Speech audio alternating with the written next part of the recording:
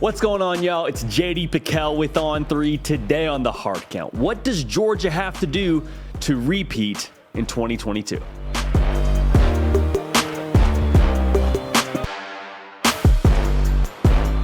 Welcome into the Hard Count, the People's Show for everything you know and that you love about college football. It happens here on a nearly daily basis. Nick Brake is doing the heavy lifting. You can help drive the show at my Twitter page at JD Pickell.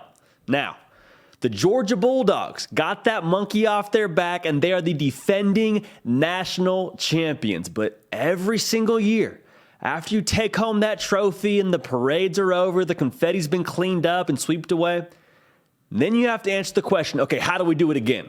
How do we run that back, Turbo? And so I'm going to talk about what I think needs to happen for Georgia in order to get back to the mountaintop of the college football world.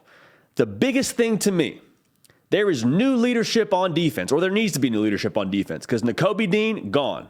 Jordan Davis, gone. You bring back 3 starters from that defense a season ago, and that defense a season ago was nasty. Don't get me wrong. They were ridiculous. One of the best in the game, but to only bring back 3 guys, you got 8 dudes who have never started for Georgia.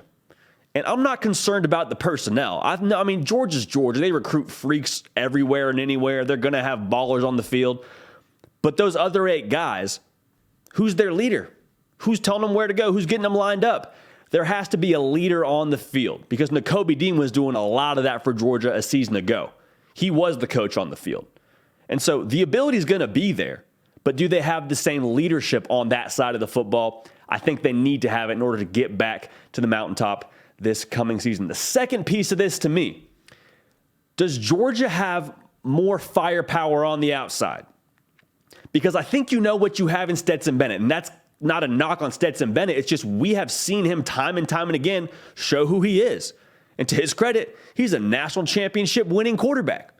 So Stetson Bennett is a known commodity, but at the same time, you know that you have to have some weapons for him on the outside. So who steps up? Is it someone like Eric Gilbert?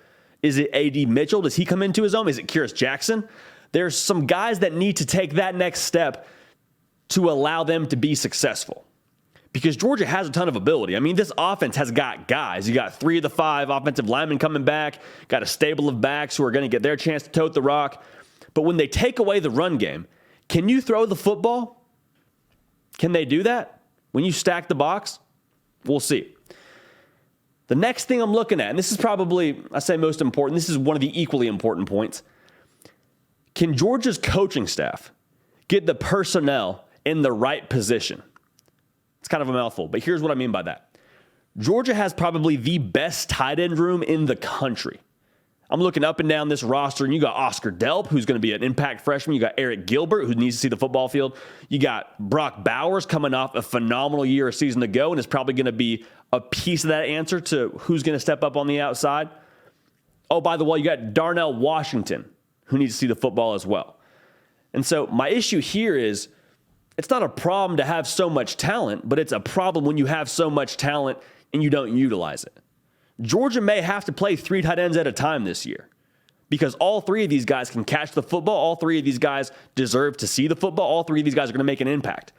And so for Georgia, shame on you if you don't find a way to utilize these guys, because I think you're going to need to, because of what we just said a minute ago with what you lack on the outside right now. Now, some guys are going to step up. They need to step up for Georgia to get back there.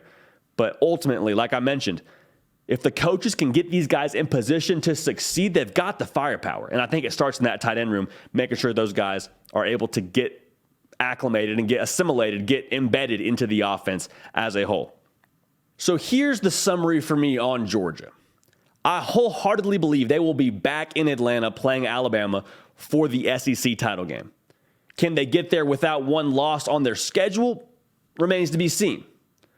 But when they get to that SEC title game, when they get to the potentially college football playoff or games where they have to score points, when they get into a corner and it says, okay, you got to score 35 to beat us. You got to score 42 to beat us. Can Georgia score with those teams? Because again, not a knock on Stetson Bennett, but we've seen when they put the ball into his hands and say, Stetson, you got to beat us, that hasn't always worked out in Georgia's favor. And so ultimately, believe in this Georgia team, but believe that there's still some things they got to put into place in order to get back to the mountaintop of college football, to get back to hoisting that trophy. There's tons of firepower here. Can you get all your ducks in a row? Can you mix all the ingredients together in the right capacity to get to where you need to be?